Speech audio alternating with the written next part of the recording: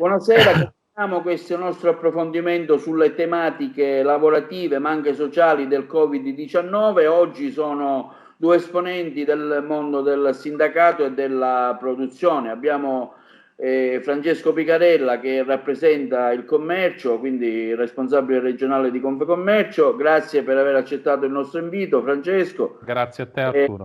Rosario Marchese Aragona che rappresenta il mondo dell'agricoltura, presidente di Confagricoltura. Grazie Rosario per aver accettato il nostro invito. Grazie a te, Arturo. Allora inizio con Francesco Picarella. Francesco, facciamo un po' una sintesi di questi giorni, come si è passato questo, diciamo, isolamento sia a casa sia nelle attività commerciali, insomma lei è stato anche chiamato a diversi tavoli. Facciamo un po' un sunto di ciò che è stato questa esperienza Covid-19 fino ad ora.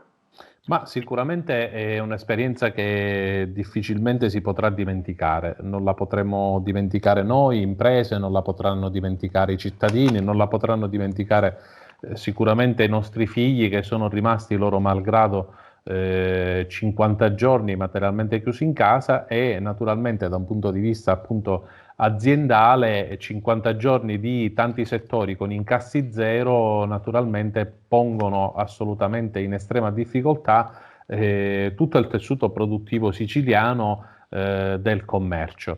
Ci sono naturalmente fattori, comparti come ad esempio quello della ristorazione, come quello dei parrucchieri, come quello dei bed and breakfast che sono stati, e del turismo in generale, che sono stati appunto loro malgrado necessariamente chiusi o comunque non avendo avuto la possibilità di poter lavorare.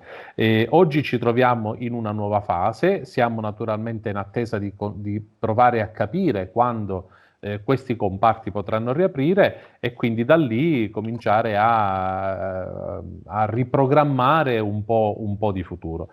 Come Confecommercio Sicilia abbiamo naturalmente fatto parte dei tavoli del governo regionale. Proprio l'altro ieri c'è stato un incontro con il presidente Musumeci e la giunta dove abbiamo naturalmente ribadito come questo difficile momento, un momento drammatico per le nostre aziende, ha necessità di riprendersi e di riprendersi naturalmente nella maniera migliore.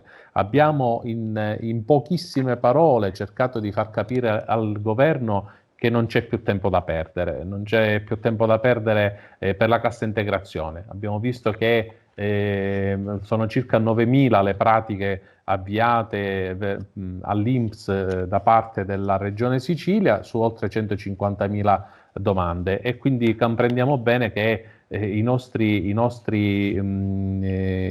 addetti, i nostri collaboratori, dopo 2 mesi di non avere nessun introito, naturalmente siamo proprio sul limite della disperazione. E quindi questo insomma ci ha fatto molto arrabbiare da un punto di vista appunto del settore commercio. Abbiamo ribadito che il tema dell'incontro era proprio quello, l'efficienza amministrativa e riorganizzare la macchina amministrativa regionale. Abbiamo sempre parlato della sburocratizzazione, questa famosissima parola che per molti la burocrazia viene considerata appunto un limitatore, invece pensiamo che necessariamente per poter ripartire bisogna che si trasformi in facilitatore d'impresa, naturalmente sempre con il rispetto delle regole. Qualcosa che deve riprendere inevitabilmente sono le grandi opere, è normale che si parte da 0 a 0, si parte da 0 a 0 nel turismo, si parte da 0 a 0 nell'artigianato, anche nell'agricoltura. Rosario farà un'analisi sicuramente più approfondita da me proprio su questo tema e la necessità appunto della logistica. Ci deve essere una logistica moderna, una logistica che metta nelle condizioni le imprese siciliane di arrivare nel più breve tempo possibile alle consegne delle merci o a favorire appunto l'arrivo di turisti o altro. Insomma, c'è tanta carne al fuoco e noi siamo qui come associazione di categoria a dare voce ancora una volta alle imprese, perché oggi più che mai c'è bisogno di associazionismo, c'è bisogno di condivisione, tutto nel rispetto appunto delle regole, ma soprattutto senza nessuna bandiera. Oggi ci vedono tutte le associazioni di categoria, siamo tutti uniti affinché si possa passare questo difficilissimo momento e ricominciare a vivere, ricominciare a lavorare. Invece il settore dell'agricoltura è un settore particolarmente colpito, dove diciamo si sono registrate mutamenti, situazioni diverse rispetto al commercio. Dottore Ragone. Sì, devo dire che in agricoltura non ci siamo fermati tra mille difficoltà, perché poi la primavera non aspetta, dobbiamo fare i conti con la natura, ma devo dire che abbiamo avuto grandissime difficoltà nel reperimento della manodopera. È legittimo da parte di alcuni lavoratori, nonostante le precauzioni che nelle nostre aziende abbiamo preso, non venire a lavorare. C'era chi si spaventava, c'è chi temeva, e quindi chiaramente non puoi costringere le persone a venire a lavorare, il che ci ha portato a dimezzare, se non di più, la forza lavorativa nelle nostre aziende, e difficilmente abbiamo trovato manodopera. Quindi abbiamo faticato affinché poi nelle nostre tavole, nelle tavole di ognuno di noi, potessero arrivare quegli alimenti importanti. Di contro ci sono alcuni settori, vedi quello del vino, che sta soffrendo tantissimo, legato al canale Orega, e quindi abbiamo delle nostre aziende, dei nostri associati con le cantine piene di vino, non sono riusciti a vendere una bottiglia di vino per Pasqua, in questi giorni un po' determinanti nella loro attività commerciale. Le nostre aziende agrituristiche sono al collasso, le nostre fattorie didattiche hanno perso tutte le loro prenotazioni. Non viviamo un grande momento, e devo dire che anche per le produzioni in itinere, mi riferisco ai meloni di Licata, ai carciofi della fascia costiera di Memphis, agli ortaggi, avendo difficoltà nella manodopera, abbiamo aumentato i costi di produzione, quindi della raccolta, l'obbligo, per carità giusto, di non più di 2 dipendenti su una macchina, quindi di dover riconoscere a più dipendenti il loro trasporto dalla loro residenza in azienda. Se prima lo riconoscevi in una macchina ci andavano 4 dipendenti, oggi hai bisogno del doppio, degli incentivi a lavorare, quindi che non abbiamo riscontrato, ahimè, poi nella vendita dei prodotti, perché se è vero il carrello della spesa è iniziato a prezzi dell'ortofrutta triplicati, sicuramente raddoppiati, il maggior costo sicuramente non è andato all'agricoltore. Vi posso dire che per le produzioni in itinere, e quindi ripeto, i meloni, le ortive, l'ortofrutta in genere di questo periodo, i prezzi sono secondo la media degli altri anni, quindi non ci sono stati aumenti, e se gli aumenti ci sono stati sicuramente non li ha fatti l'agricoltore, anzi. Quindi ci auguriamo che presto si ci rimetta in moto anche le aziende che producono latte. Ci sono stati momenti in cui avevano grande difficoltà nella trasformazione, nella vendita del prodotto. Devo dire, un momento da dimenticare, che ci ricorderemo, come diceva bene Francesco, nei tempi. Si scriveranno tante pagine di storia che non faranno piacere rileggerle a noi e ai nostri figli. Francesco, vorrei parlare anche brevemente, insomma, un po' sulle misure che sono state adottate fino ad ora dal governo nazionale, perché ancora il governo regionale, insomma, ha emanato le norme, poi insomma ne parleremo meglio. Ecco, siete soddisfatti delle norme che sono state approvate nella fase 1, perché ancora la fase 2 era annunciata ad aprile, ma siamo, diciamo, a maggio e ancora, diciamo, non vediamo nulla di concreto. Per cui sulla fase 1 come pensi che, insomma, un vostro parere chiaramente? Ma naturalmente non siamo assolutamente soddisfatti, nel senso che nostro malgrado siamo non per ragioni dell'impresa, ma per la pandemia, quindi per decreto siamo rimasti per lungo tempo chiusi ed è normale che in questo frangente le misure del governo, secondo noi, non sono state totalmente esaustive. Il decreto liquidità che metteva in campo i 400 miliardi diciamo, di aiuti sotto forma di prestiti da parte delle banche naturalmente non ha fatto piacere a molti, sol perché naturalmente il sistema produttivo italiano era già fortemente indebitato e quindi materialmente ci si chiedeva di sopperire a quelle che era la nostra mancanza di liquidità, la nostra mancanza di introiti, eccetera, eccetera, ci veniva chiesta di sopperire mediante un ulteriore debito da contrarre con le banche.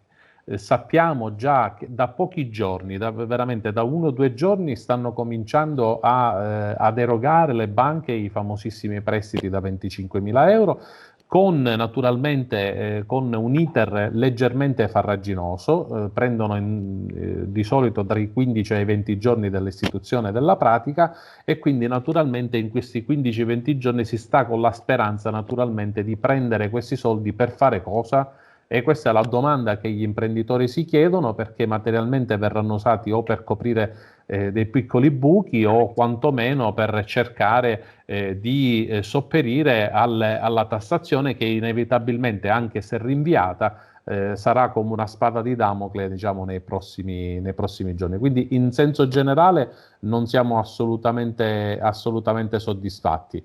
Ci auguriamo che nel prossimo decreto ci possa essere qualche incentivo in più. Si sente parlare del bonus affitti, si sente parlare anche del fondo perduto. Insomma, ci auguriamo che questo benedetto decreto venga fuori, si parla di giorni, e che naturalmente ci possa venire incontro alle esigenze di questa tipologia di imprese. Rosario, invece per l'agricoltura che tipo di agevolazioni sono state date? Uguali a quelle del commercio o voi dipendete, diciamo un po', avete altri meccanismi, credo? Non so, i prestiti di 25.000 euro o anche quelli più grossi, voi credo che avete l'Ismea come punto di riferimento. Insomma, aggiornaci un po', siete soddisfatti su ciò che sono state le misure compensative, diciamo, nel vostro settore agricolo? Devo dire benissimo, ti dovrei dire benissimo, ma di fatto le nostre aziende non hanno visto nulla, perché abbiamo letto pagine di giornali intere, abbiamo sentito tanti proclami, ma di fatto alle nostre aziende non è arrivato nulla. Mi sorprende e mi compiace quello che dice l'amico Francesco, che da qualche giorno qualche loro associato comincia a prendere dei soldi. Di fatto in agricoltura ancora siamo in. Anche per quanto riguarda l'Ismea, come bene ricordavi, ancora gli istituti bancari, da molti di noi interpellati, me compreso, perché chiaramente ogni giorno ho un sacco di telefonate da parte dei miei associati, non hanno alcuna comunicazione, e in realtà c'è la comunità europea che deve dare l'ok. Quindi forse sarebbe stato meglio prima attivarla seriamente, eravamo tutti d'accordo, comunità europea compresa, e dopodiché riempire le pagine dei giornali. Fermo restando che qualora si attivino queste cose, resta una forma di indebitamento per le nostre imprese. La qualcosa, se si continua così, non credo che possa giovare, perché si andrebbero a mettere debiti su debiti, quando in altri paesi europei devo dire che è previsto il fondo perduto, hanno previsto fin dall'inizio il fondo perduto, hanno sgravato di oneri e tributi, da noi al massimo qualche sospensione.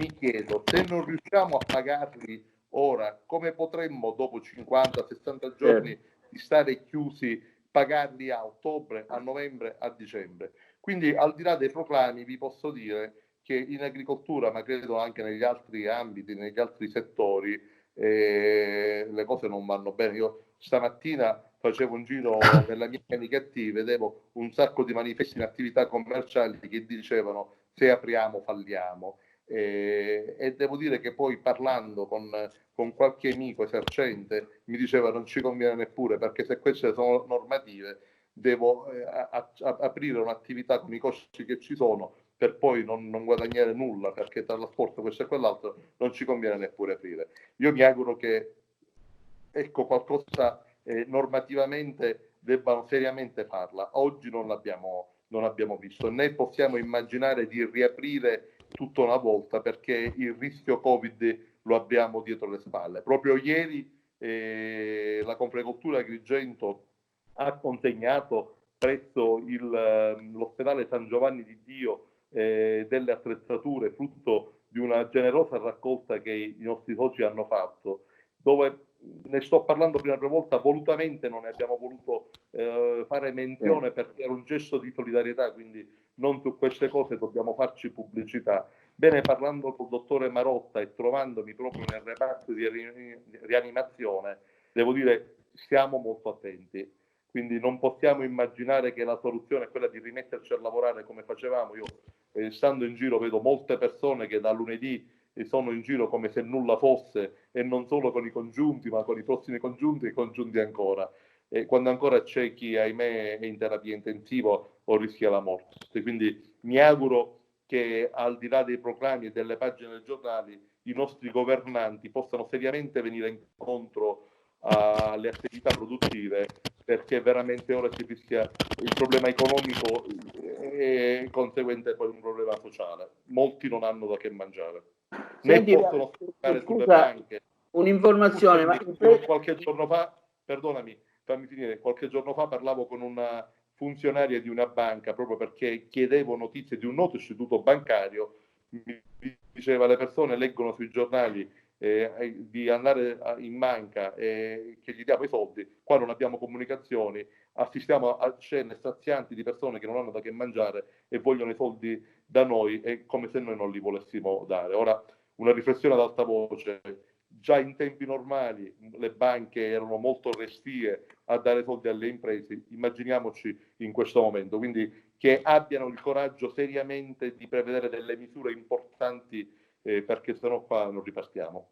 Grazie. Scusa, un'informazione: i prestiti da 25.000 euro anche per il vostro settore, diciamo, sono stati considerati, no? Ma dai, hanno immaginato dei prestiti col decreto di equità, dei prestiti di 25.000 euro, dove tra i documenti c'era il bilancio delle aziende agricole. Quando le aziende agricole, dico, questi mega consulenti che hanno il ministero, super pagati, le aziende agricole per normativa non tutte hanno il bilancio, anzi c'è una normativa specifica per le aziende agricole, dove, tranne per le società agricole o delle aziende di dimensioni sicuramente più grandi di quelle che abbiamo nel meridione d'Italia, non hanno dei bilanci, quindi automaticamente ti viene a cadere il prestito dei 25.000.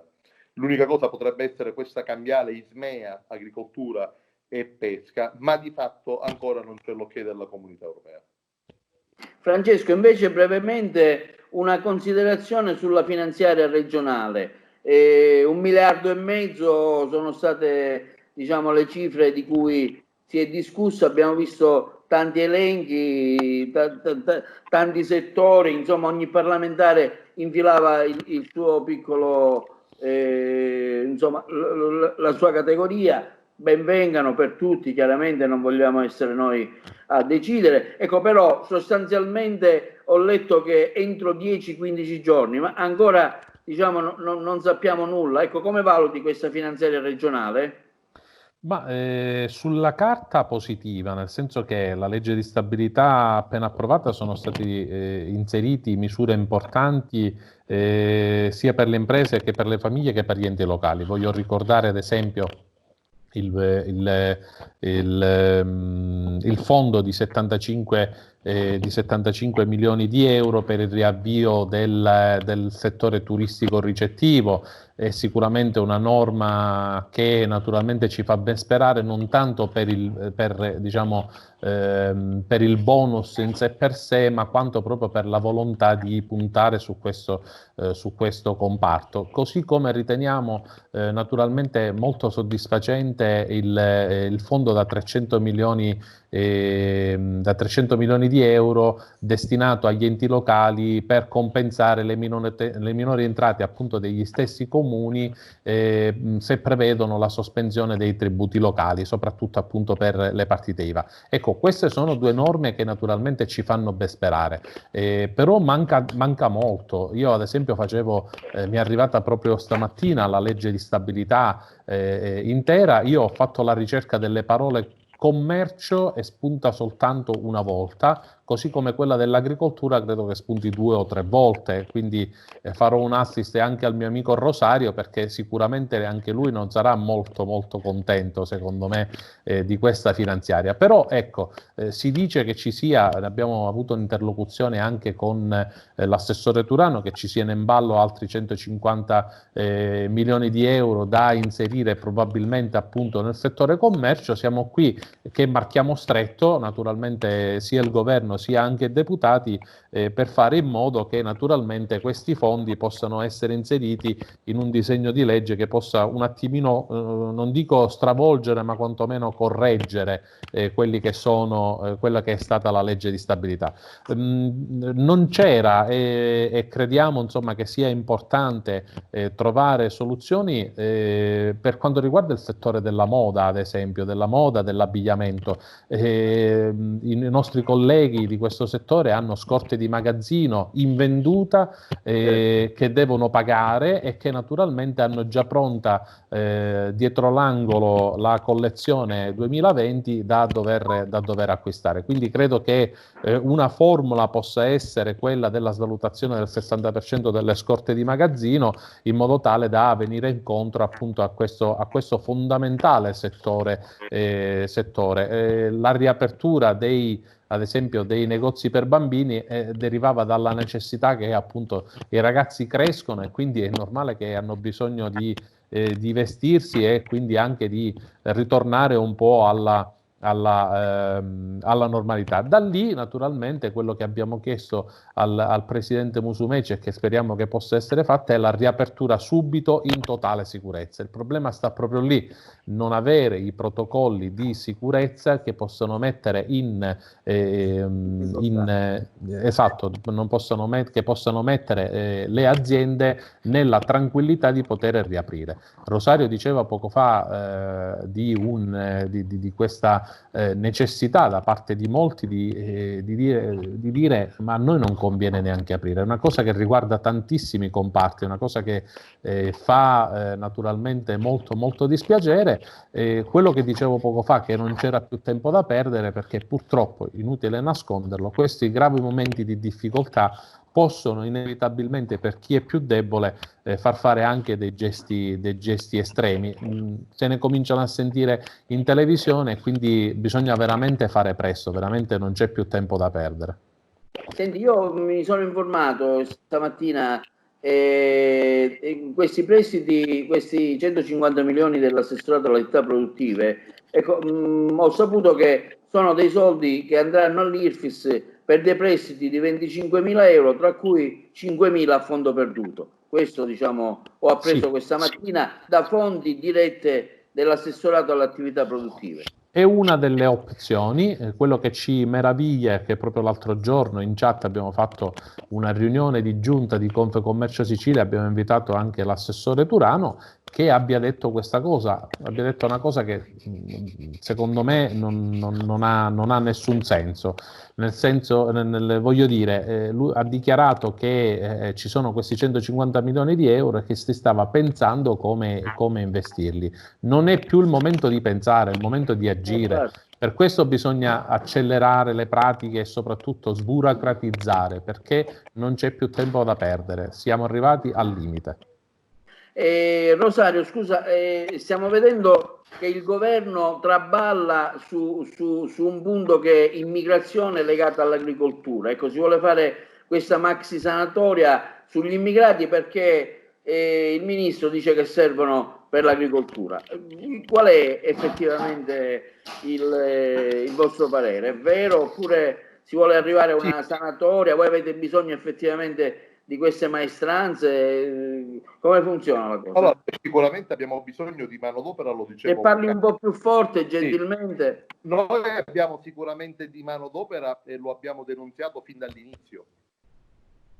Vorremmo ripartire a lavorare con i nostri lavoratori, perché io non capisco, e non a livello nazionale, anche all'interno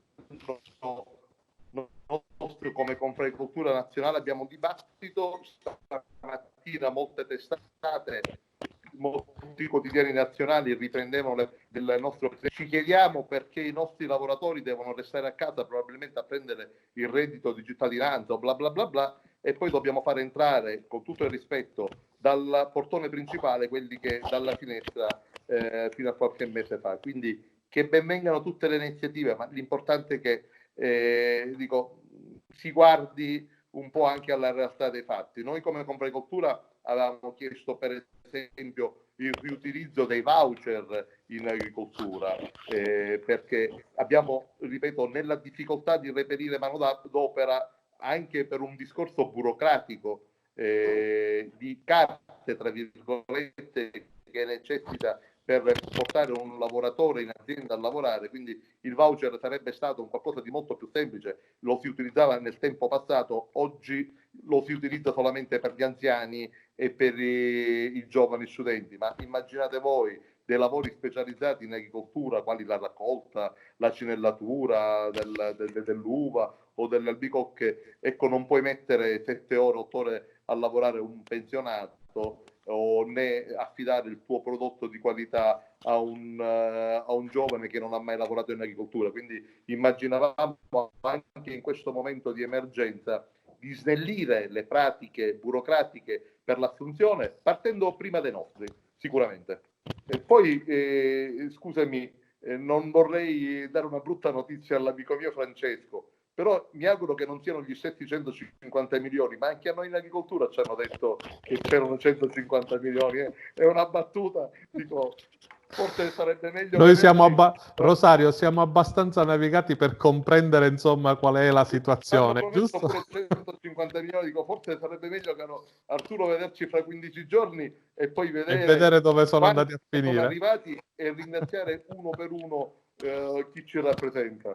Ma oggi abbiamo visto solamente sospensioni che ben vengano in questo momento, ma abbiamo vinto delle battaglie, mi riferisco anche ai consorzi di bonifica, hanno fatto un buon lavoro dei deputati del territorio, però dico, se la sospensione è mirata a un ragionamento importante e a ridiscutere tutto come abbiamo da 5 anni, da 5 anni chiesto sindacalmente più sigle insieme che io rappresento, e allora va bene. Se li dobbiamo andare a pagare a novembre, non li abbiamo pagati finora, a meno che non vengiamo neppure la schedina, perché non ce la possiamo fare, dico, ma un gratta e vinci, avremo veramente serie difficoltà. Abbiamo vinto oggi una battaglia, ma non vinceremo sicuramente la guerra se non ci sediamo attorno a un tavolo e seriamente, dico seriamente, 50 milioni che vanno a finire, Francesco. Speriamo che questi... Vorrei fare un inciso. Vorrei fare un inciso. Speriamo che questi 150 milioni non siano come gli aerei di Mussolini che si spostavano sempre da un lato all'altro. Purtroppo il dubbio, un poco, no? Caro Arturo, purtroppo il dubbio è questo, è inutile nasconderlo. Rosario ha perfettamente ragione, sono cose che abbiamo visto. Era una battuta. No, ma noi stiamo... No, assolutamente siamo perché è normale che noi li abbiamo visti fondamentalmente sul foglio di carta, poi bisogna vedere come si trasformano. Vorrei fare un inciso a quello che diceva Rosario sul problema della regolarizzazione degli immigrati, e concordo con lui che non soltanto in agricoltura, è una cosa che abbiamo chiesto anche noi nel commercio, quella della reintroduzione dei voucher. Le polemiche nate dal ministro Bellanova che vuole regolarizzare gli immigrati per poterli adoperare in campagna, credo che la polemica, al di là dei pro e contro del governo, della misura o della non misura, penso che si debba fare veramente, visto che siamo in emergenza, quindi subito dopo, una seria riflessione sul costo del lavoro e sulla una vera e assoluta riforma del lavoro. Spesse volte le associazioni di categoria sono state anche in contrapposizione con quelle dei sindacati. Oggi, devo essere sincero, questa distanza si è molto accorciata, quindi credo che alla fine di questa pandemia, credo che questo sarà il primo tema da mettere all'ordine del giorno, anche perché se l'Italia necessita di prendere gli extracomunitari per venire a lavorare, vuol dire che non ha fatto nelle politiche del lavoro sicuramente un buon lavoro. E magari c'è gente che riceve il reddito di cittadinanza senza fare nulla sostanzialmente, no? Fondamentalmente è questo. Oggi c'è uno strumento, era uno strumento nato, il reddito di cittadinanza, nato per favorire l'accesso al lavoro. Diciamo che in questo momento, viste le difficoltà, si può sicuramente pensare di reintrodurre questa categoria nel fare dei lavori di cui lo Stato in questo momento necessita, l'agricoltura come il commercio, come altre situazioni. Quindi rimettere al centro del lavoro anche queste persone credo che sia cosa buona e giusta, anche perché stanno percependo un reddito, lo stanno percependo già da qualche giorno, e quindi credo che sia il caso che tutti diamo una mano al sistema Italia.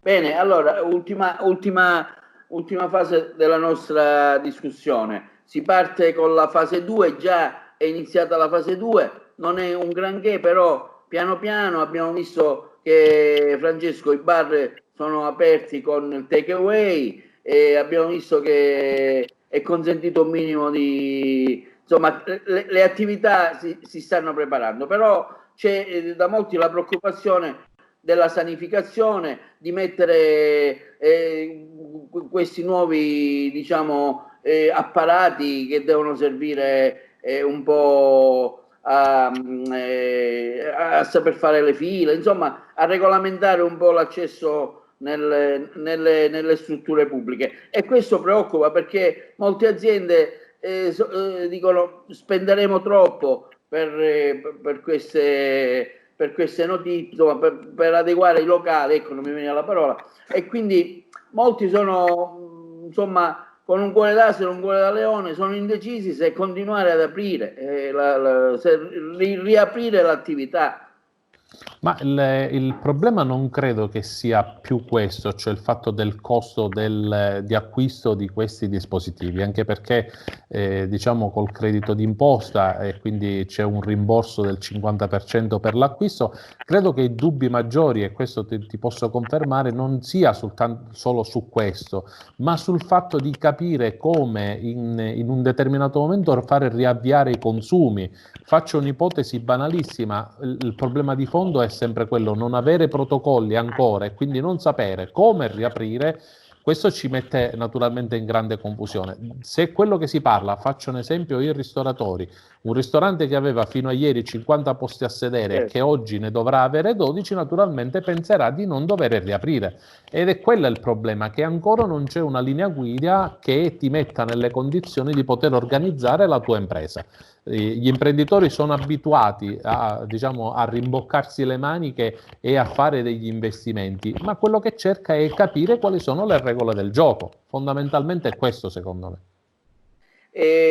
Rosario, scusa, questa fase, parliamo di questo nuovo decreto che in tanti aspettiamo, doveva essere ad aprile, ancora siamo a maggio e non viene nulla, sono 55 miliardi. Stamattina leggevo un'intervista del presidente nazionale di Confcommercio che diceva basta con questi prestiti, vogliamo diciamo indennizi, vogliamo qualcosa a fondo perduto. Ecco, cosa si ci aspetta da questa nuova finanziaria e quale può essere l'input per ripartire e piano piano, insomma, riprendere per il mondo dell'agricoltura, chiaramente. Gli indennizi e il fondo perduto, caro Arturo, perché chiaramente dico, partiamo da lì, poi chiaramente uno snellimento della burocrazia, più sicurezza nelle nostre aziende, perché sai, in questi 50 giorni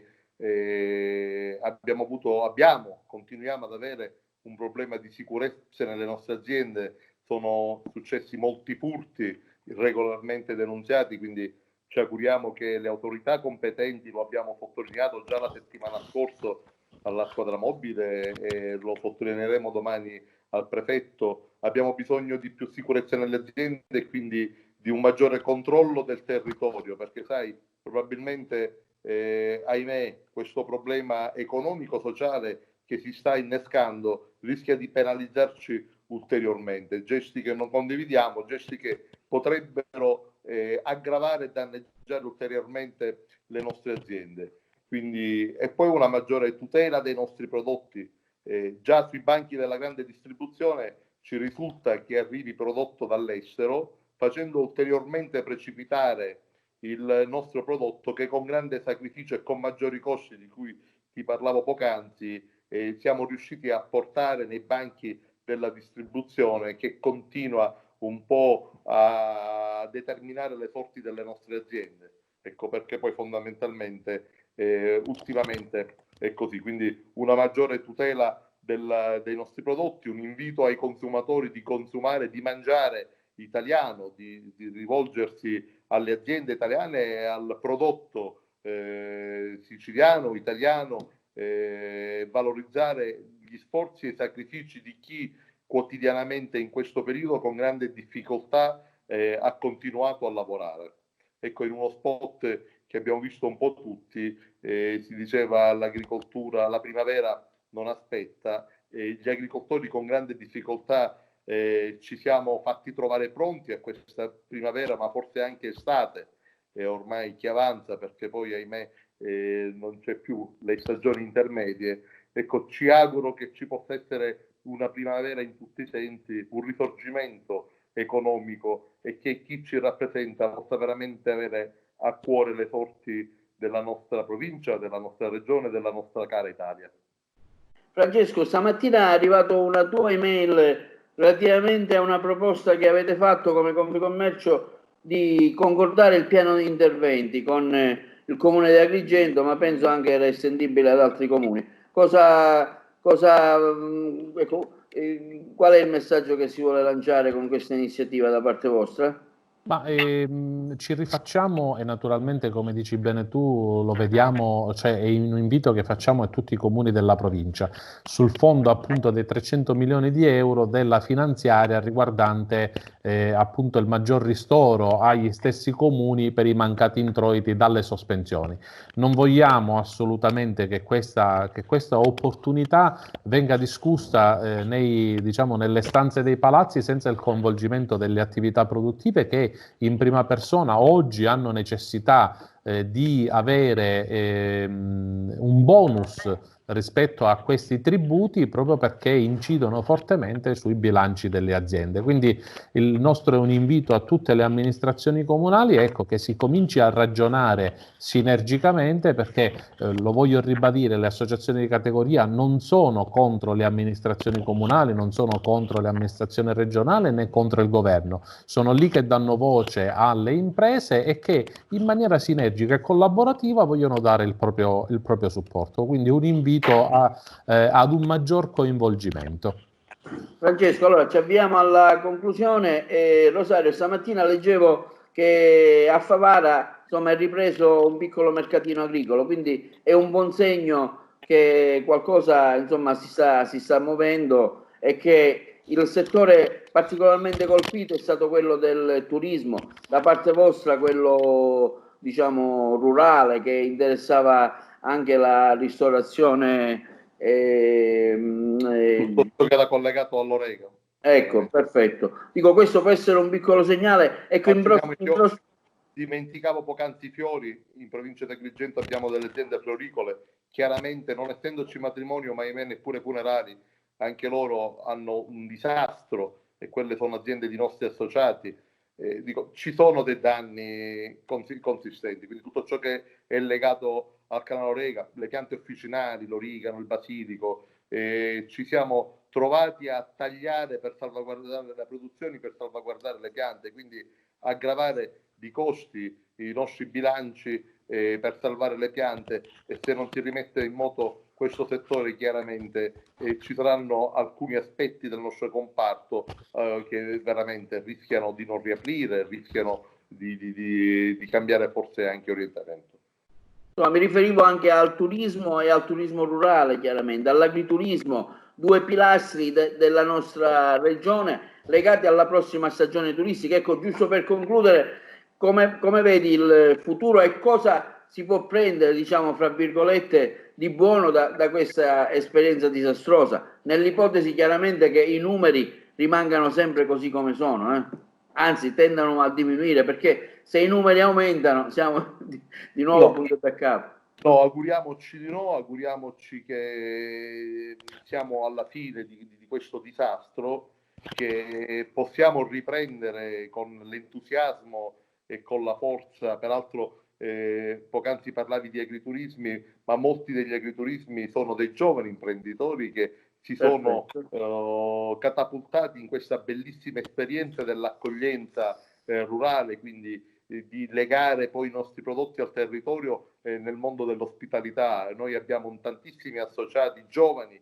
che si sono imbarcati in questa bellissima avventura con grande entusiasmo, quindi ci auguriamo che questi giovani e tanti altri che facevano questa attività possano ritornare in compagnia nelle loro campagne, perché sapete, io mi è capitato qualche giorno fare un giro nelle aziende con le dovute distanze dei nostri associati ed è tristissimo vedere quello che hanno fatto, le strutture che hanno realizzato, le opere eccezionali che con grande coraggio hanno fatto, in forza anche di una programmazione di sviluppo rurale che arriva, tarda, non tarda, ma ne riparleremo un'altra volta, ma hanno avuto il coraggio di investire. Ebbene, aspettavano questa stagione per recuperare delle spese, per mettersi a lavorare, e invece hanno avuto questo stop. Ecco, molti di noi siamo pronti a ricominciare, ci auguriamo che siamo messi nelle condizioni di poter avanti, quindi siamo ottimisti, non possiamo fermarci, i danni ci sono, ci auguriamo che i nostri rappresentanti, dicevo poco fa, possano capire la realtà del danno e ricominciamo. È giusto ricominciare con grande entusiasmo. Pensiamo a coloro i quali non ce l'hanno fatta, quindi, e coloro i quali continuano a combattere per salvaguardare la vita. Quindi dai, che Dio ci aiuti e siamo positivi. Francesco, a te la conclusione, stessa domanda. Il turismo, diciamo, settore portante della nostra economia, forse quello che maggiormente ha risentito insieme ai negozi, insomma a tutte le attività. Speriamo di riaprire e che questo Covid, insomma, in qualche modo può essere anche, cosa si può prendere di positivo, insomma, da questa esperienza, ecco.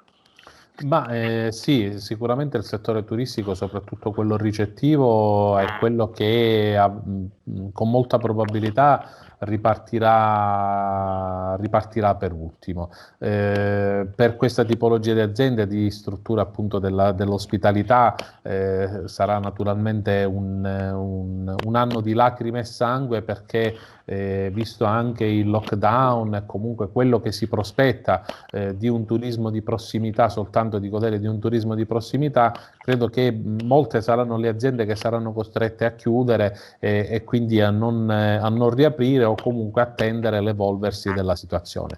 Naturalmente ci auguriamo che oggi, ad esempio, ci sono soltanto 2 aerei che arrivano a Palermo e 2 a Catania, e che in questo momento trasportano solo ed esclusivamente personale paramedico o altre tipologie di lavoratori che hanno necessità di arrivare in Sicilia. Abbiamo bisogno di far riprendere il traffico aereo per far ritornare nuovamente i turisti in Sicilia. La cosa positiva probabilmente è quella che dicevo poco fa: partiamo tutti da 1-0-0 come destinazione.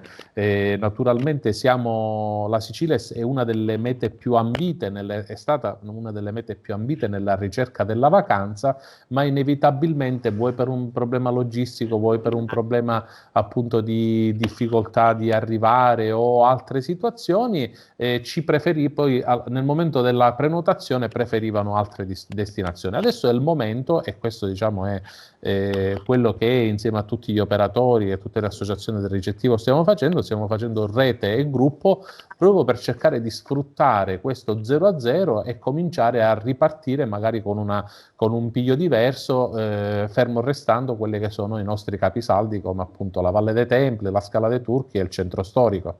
Senti, stamattina, giusto per concludere, ecco, leggevo nella rassegna stampa questa proposta lanciata di una scontistica, insomma, su chi viene dall'estero in Sicilia. Leggevo, il collega scriveva che a quanto pare nelle piazze internazionali è stata presa bene, favorevolmente, quindi può essere, diciamo, leggevo nelle varie piazze, insomma, ha fatto un'indagine in varie zone del mondo e a quanto pare questa proposta di una scontistica, insomma, sulle giornate ai turisti che arrivano da fuori, insomma, è stata presa positivamente, almeno così diceva il collega nell'articolo. Sì, è stata presa molto positivamente perché è stato un eccellente veicolo promozionale, nel senso che in un momento di difficoltà come questa, dove ci sono appunto incassi zero, non ci sono turisti o altro, mettere nel mercato e comunque mettere in circolo la notizia che se tu vieni in Sicilia e stai almeno 5 notti, 2 te le regala la Regione Sicilia, è un ottimo incentivo e soprattutto naturalmente viene vista con molto interesse, proprio per quello che dicevo poco fa. Partiamo da 0-0 e quindi adesso con azioni di marketing mirate e di promozioni ad hoc possiamo recuperare il gap che noi avevamo prima del Covid-19. Magari anche gli agricoltori, il turismo rurale, gli agriturismi magari possono fare anche delle piccole scontistiche, anche loro, pur di attrarre, diciamo, flussi turistici internazionali. Rosario?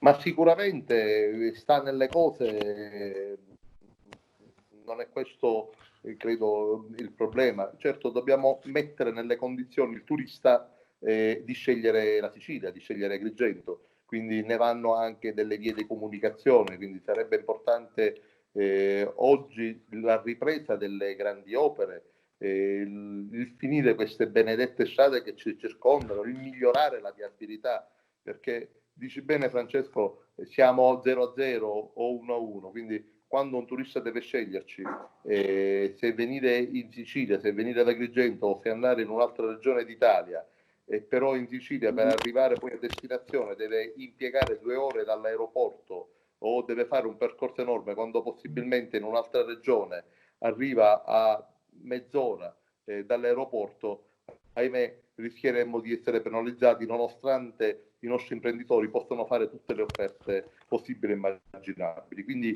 è importante che sotto questo aspetto si riveda e tutti assieme ci sediamo attorno a un tavolo per migliorare l'ospitalità, l'accoglienza del turista e metterlo nelle condizioni di poter scegliere anche noi, non dico solo noi, però dico anche noi. Ci auguriamo solo noi. Vi ringrazio Rosario Marchese Ragona che ha rappresentato il mondo dell'agricoltura, ringrazio Francesco Picarella che ha rappresentato il settore dei servizi e del commercio. Speriamo di aggiornarci per fare anche un consuntivo su quello che sono state le istanze, la nuova finanziaria della Regione, anche di commentare magari quali sarà il nuovo decreto del governo nazionale. Allora ci rivediamo sui 150 milioni di Francesco. Sui 150. Perfetto. Vi ringrazio e buon lavoro e speriamo. Grazie Arturo. Grazie della vostra Grazie dell'ospitalità. Arrivederci. Grazie a TV, ciao Francesco.